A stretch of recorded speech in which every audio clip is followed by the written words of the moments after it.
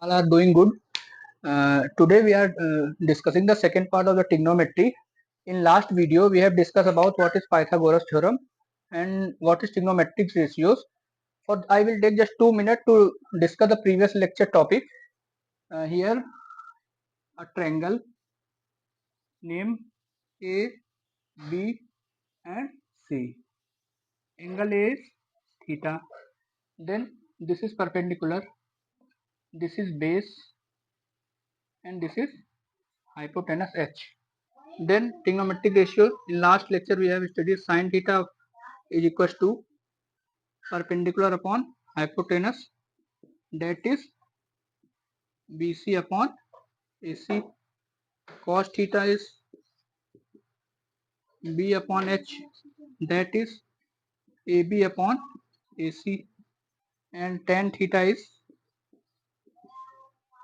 P upon B, that is BC upon AB, and tan theta is also equal to sin theta upon cos theta, and cot theta is 1 upon tan theta, that is B upon P equal to AB upon BC, and this is equal to cos theta upon sin theta, and this sec theta is 1 upon cos theta, that is H upon B equal to AC upon AB, and last one is cosec theta,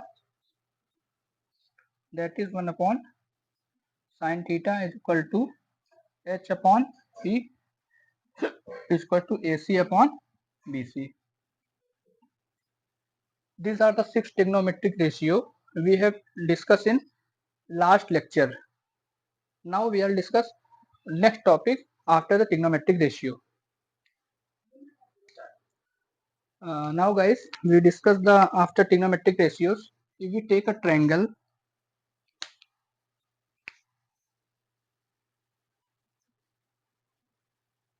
A, B and C. One thing we should observe here, if we take a triangle theta here, then this is perpendicular, this is base and this is hypotenuse. If we take theta here, this is triangle A, B and C, then this is perpendicular, this is base and this is hypotenuse. मतलब हम ये ध्यान रखेंगे कि हमेशा triangle के जो सामने वाली साइड होगी, जिस एंगल के सामने वाली साइड, वो हमेशा परपेंडिकुलर होगी. यहाँ पे हम ट्रायंगल कहाँ है, थीटा यहाँ है, it means this is perpendicular. मतलब ये है कि कभी भी जो परपेंडिकुलर होगा वो फिक्स नहीं होगा कि ये वाली साइड हमेशा परपेंडिकुलर होगी, ऐसा बिल्कुल भी नहीं है. ये दिमाग से बिल्कुल निकाल देना है. क्यों? हमेशा परपेंडिकुलर वो होगी जिस एंगल से हमसे पूछा जाए. अगर हम सीप से देखेंगे then this will be perpendicular and this will be hypotenuse. अगर हम यहाँ से ऑब्जर्व करेंगे तो हमेशा ध्यान रखना है जो भी एंगल होगा उसके जो सामने वाली साइड होगी वो परपेंडिकुलर होगी और remaining are base and this is hypotenuse. और यहाँ पे अगर हम थीटा ले रहे हैं तो this will be perpendicular and this will be base and this will be hypotenuse. अब हम इस पे क्वेश्चन देखेंगे. Now we will see a question on this. If we take this is theta 1, this is A, B and C, or this is theta 2, and if we take BC is 4, AB is 3, and we want to calculate all the 6 trigonometric ratios from here and here. Then what we want to calculate? We want to calculate sin theta 1.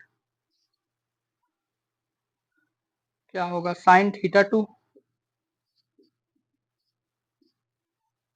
cos theta 1, cos theta 2,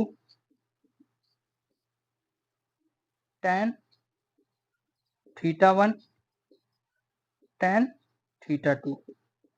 3 trigonometric ratios हम calculate करना चाहते हैं. Then first of all here we will apply Pythagoras theorem. What is Pythagoras theorem? This is side will be 3 square plus 4 square is equal to square root of 25, that is 5. It means AC is 5. If you want to calculate theta 1, अगर हमें theta 1 calculate करना है तो हम कहाँ से देखेंगे? Theta 1 यहाँ पे है तो हम यहाँ से देखेंगे, इसके जो सामने वाली साइड होगी वो होगी परपेंडिकुलर और ये होगा बेस। कहाँ से? जब हम यहाँ से देख रहे हैं तो साइन थीटा 1 क्या होता है? Perpendicular upon hypotenuse. तो यहाँ पे थीटा 1 से अगर हम ऑब्जर्व करें तो परपेंडिकुलर क्या है? दिस इज 4 और हाइपोटेनस क्या है? 5। अब हम साइन थीटा 2 कैलकुलेट करना है। साइन थीटा 2 कैलकुलेट करना है, फिर साइन थीटा 2 क्या होता है? Perpendicular upon base. But guys जब हम साइन थीटा 2 जब हम यहाँ से देखेंगे, हम यहाँ पे अपने आप को सी अज्यूम कर ले, हम यहाँ पे खड़े हैं तो जो एंगल के सामने वाली साइड होगी वो परपेंडिकुलर होगी। तो इस केस में परपेंडिकुलर हमारा ये नहीं होगा, परपेंडिकुलर हमारा होगा ये 3। तो this will B 3 upon 5। Similarly cos theta 1 हम यहाँ पे खड़े हैं, this is base, this is perpendicular, this is hypotenuse, then cos theta 1 is base upon hypotenuse। यहाँ से बेस क्या है? 3 and 5, 3 upon 5। cos theta 2 हम यहाँ से ऑब्जर्व करेंगे, cos theta 2 इस केस में ये परपेंडिकुलर, ये बेस और ये hypotenuse, it means this is also base upon hypotenuse. But जब हम थीटा 2 से देखेंगे तो हमारे लिए ये बेस होगा और ये hypotenuse, it means this will become 4 by 5। tan theta 1 मतलब हम यहाँ पे खड़े हैं, अब यहाँ से देख रहे हैं, this become theta 1, this become perpendicular and this become base, that is perpendicular upon base क्या हो जाएगा? 4 upon 3। अब हम थीटा 2 से देखेंगे तो उसके सामने वाली साइड परपेंडिकुलर होगी और ये बेस होगी, it means B by H यहाँ पे क्या हो जाएगा? Perpendicular 3 upon 4। अगर किसी को यहाँ पे डाउट है तो कमेंट सेक्शन में हमें जरूर बताएं। मैंने पूरी कोशिश की है कि आपको समझ में आ गया होगा। And remaining 3 we write here. अब हम लिखेंगे साइन का उल्टा कोसेक थीटा 1। कोसेक थीटा 1 क्या हो जाएगा? 1 upon sine theta 1। Sine theta 1 means this become 5 upon 4 here. Cosec theta 2 1 upon sine theta 2, इसको रिवर्स कर देंगे, दैट इज 5 अपॉन 3।